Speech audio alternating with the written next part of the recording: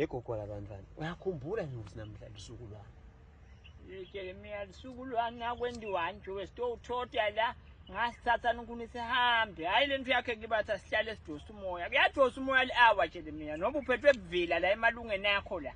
Kahle ngokumphendula kabi bo. Kulusuku lolukhuluna kangaka. Lusuku lolukhulu nakwendiwani. Ho, usuku olukhulu namhla phela sihlanganisa 1 month. Sithandzana anniversary yethu. Wona nje kumele ngabe ungigoniwe ngipotopotoda hayi lokho ngithethisa nje. I-anniversary. I-anniversary. Ukahleni kodwa enhloko Jeremiah. Uyathi ukuthi leto nto lethi asitote kudlala, into temakhaphuli leto nto leto. Uyangiva ukuthi ngithini? Qalisini thina nabo.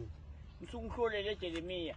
Uyawathi ukhaphuli ukuthi khaphuli hayi Jeremiah kumane kube libito nje litholwa abantu. Khaphuli usho ukuthi senenze couple of years.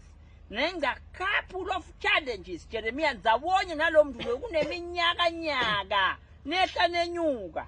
Wena sikaqethi nanenyanga sothi ubone anniversary ukahle enhloko. Mntana kethu mina ngiyabona ukuthi kwakho kulo 10 years ngathi ngengifike la kuwe.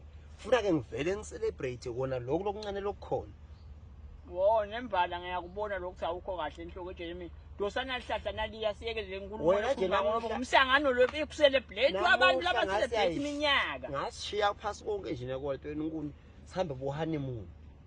Wo nembala namhla kuvukile uNkulunkulu wami. Lokugula kuphethe ngesinyaka. Hawu, kokwana abantwana.